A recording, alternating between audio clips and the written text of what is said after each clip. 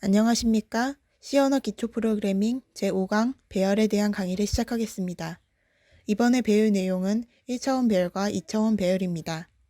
먼저 1차원 배열입니다. 1차원 배열은 배열의 기본 형식이라 보시면 됩니다. 우리는 배열의 같은 자료형의 데이터를 쉽게 활용하고 싶을 때 사용합니다. 배열은 메모리에 연속적으로 저장되고 우리는 이를 쪼개서 사용하게 됩니다. 변수를 선언했듯이 배열도 마찬가지로 선언을 해야 합니다. 자료형을 밝히고 배열의 이름을 설정하고 그 배열의 크기를 대괄호 안에 적어주셔야 합니다. 배열의 이름은 변수를 선언할 때 적용되는 규칙을 그대로 적용해서 씁니다. 화면의 예시에서 배열의 크기는 10인데 배열의 크기는 컴퓨터가 이 배열에 할당한 메모리를 정할 때 쓰기 때문에 배열을 사용하실 때 이에 주의하셔서 사용하셔야 합니다. 배열을 선언하면 아래의 표처럼 메모리가 할당되는데 이 배열의 첫 번째 요소를 S0 그리고 마지막 요소는 S9라고 하게 됩니다. 이처럼 배열의 시작은 0 그리고 그 끝은 크기에서 1을 뺀 값이라는 것을 유의해 주셔야 합니다. 다음은 배열의 초기화입니다. 초기화는 배열을 선언함과 동시에 할 수 있는데 이때 요소들은 중괄호 안에 작성합니다.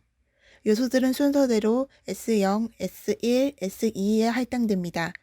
이 경우 배열의 크기보다 요소의 수가 적은데 S3에서 S9의 값에는 0이 할당됩니다. 배열의 크기가 정해져 있지 않는 경우도 있는데 이때는 자동으로 초기값의 개수들만큼 크기가 정해집니다. 또 다른 초기화 방법으로는 다음과 같이 중괄호 안에 0만 써주는 경우가 있는데요. 이 경우 배열의 요소값이 모두 0으로 초기화됩니다. 이때 쉼표는 붙여도 되고 안 붙여도 됩니다.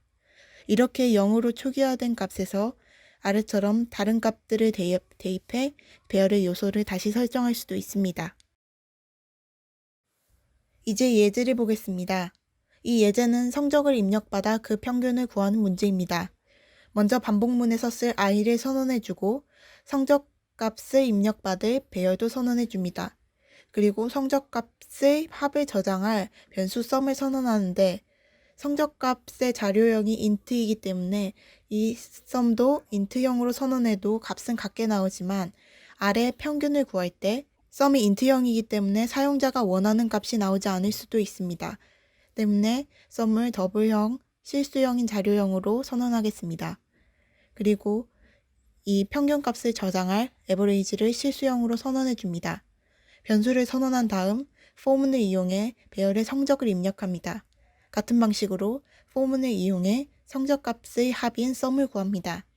그리고 sum을 성적의 개수로 나눠서 average를 구합니다. 그리고 이 average를 출력하면 문제가 해결됩니다. 다음은 직접 풀어보는 문제입니다. 배열을 이용해 간단한 극장 예약 프로그램을 만드는 문제입니다. 좌석은 총 10개이며 사용자가 예약하기 전 좌석 배치표를 보여주고 예약된 좌석은 1, 아닌 좌석은 0으로 나타냅니다. 음수를 입력하면 프로그램은 종료합니다. 결과값은 다음과 같이 나타나면 됩니다. 문제의 정답은 영상의 더보기란에 첨부하겠습니다. 이번에는 2차원 배열입니다. 2차원 배열은 같은 자료형을 가지는 배열을 연결한 형식이라고 생각하시면 됩니다. 구성은 화면의 표처럼 되는데 아파트 호수처럼 생각하시면 될 것 같습니다. 앞에 오는 크기가 행의 크기이고 뒤에 오는 크기가 열의 크기입니다. 2차원 배열의 초기화는 화면의 예시처럼 중괄호 안에 중괄호를 넣어서 선언합니다.